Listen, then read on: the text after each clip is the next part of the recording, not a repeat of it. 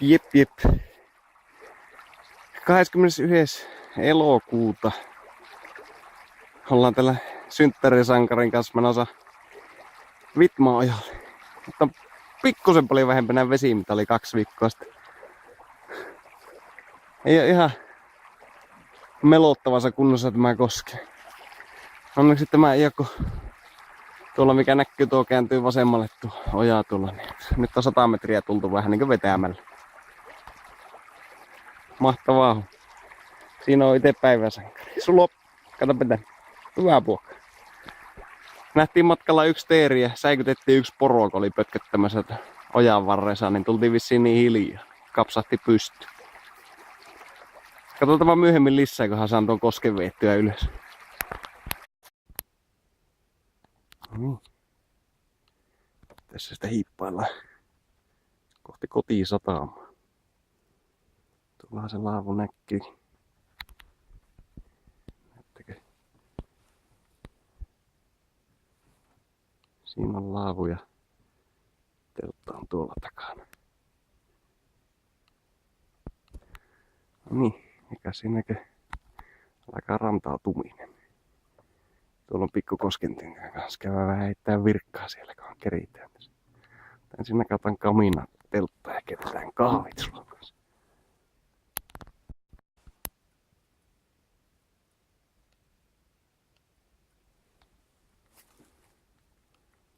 Tommonen hekkörä se piti tänne tuu. Tää on muuten telttavarustusta. Ja tästä nyt saatana saa sen verran hänää. No vettiin. Nyt on ovi silällänkö. Ajattelin, että näkee jotakin. Eihän täällä. Kato, sehän Ruotsin ihme syttyy. Ajattelin kahvittereä, että tuossa päällä. Jahka tässä kerkkii. Katsotaanpa vähän. Näkisikö tästä mitään? Tuolla on ressu, sinne voi mahtuu joku 7 ihmistä makkoa bussille. Sitten tämä meikän luksussänky tässä. Se on sitten meikäläisiä. Tuollahan ei tulla kelle.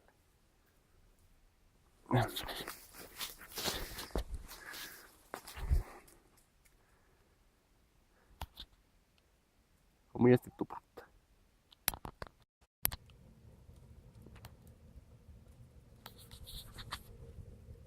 Koitan tuossa vettä keitellä, mutta näkyy kestävä. Käytiin Sulon kanssa heittää virveliä. Poika mennä olla rauhatan, kun joku liikkuu tuolla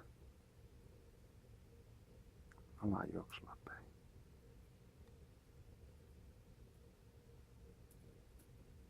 Olisiko se ollut se poro, mikä me yllätettiin tuossa matkalla?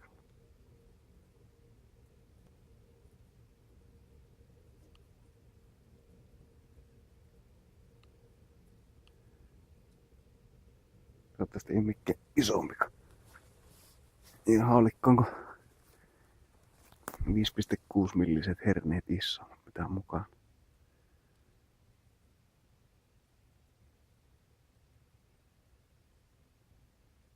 Meikä ei kyllä kuule mitään. Onhan se kohdalla pikkusen parempi kulku. Jos tässä kahvit keittäisis, kellokin on jo 6:15. Niin lähdetään pätkiin sitten takaisinpäin, pitää mennä mökille asti kanootilla jokia myöten. Pärjätään paremmin, kun nähdäänkin jotakin mitä tehdään. Semmosta täällä.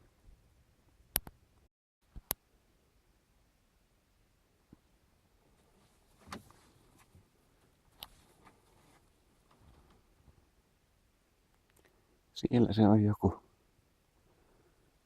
joku, joka Suloa kiusaa. Onko siellä sulla joku? Onko? Mä se äsken riemun nostaa. Iti en taaskaan kuule yhtään mitään. Nyt ollaan se 50 metriä tultu laavulta, niin justiin tänne päin, mihin se ihmetteli jo aikaisemmin.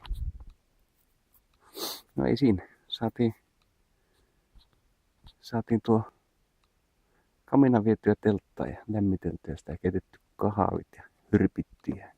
Ja yksi karhu piti juokasta tuossa. Vielä olisi yksi tulla varalle. Se on pari koskia. Semmoista vittumaista koskia ennen kuin päästään joelle. Tää saa vielä harrastaa urheilua. Lähdetäänpä melomaan. Ei jos uskonut, että tuokin laskettiin alas. Nilikka mennyt.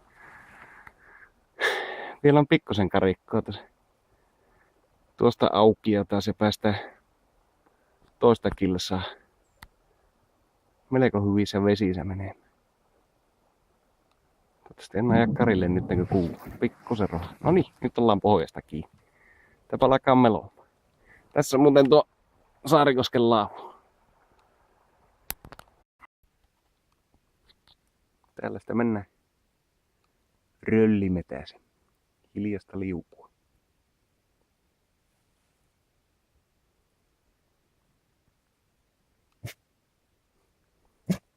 Joo. Komiat törmät. Puolelle piti laittaa liivitkö, eihän se pääse noista törmistä ylös, jos se tippuu.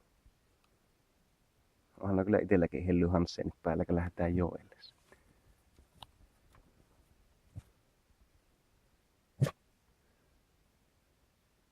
Jotakin siellä aina pyörii tuolla meteen. Lintuja ollaan jokunen äänistä päätellen. Yksi palokärkikin nähtiin. Se pitää jännää ääntä. Semmoista jatketaan. Tuolta tultiin ja ei sitä ihan tämmöstä kynnystä päästy yli, niin piti vähän vetasta. Ja tuolla oikeastaan justiin suoran päässä on se paikka, mistä yleensä hypätään auton kyytiin, mutta nyt se vaan matka jatkuu tuonne ja kohti jokia. Se on vielä pari pahaa koskia ees.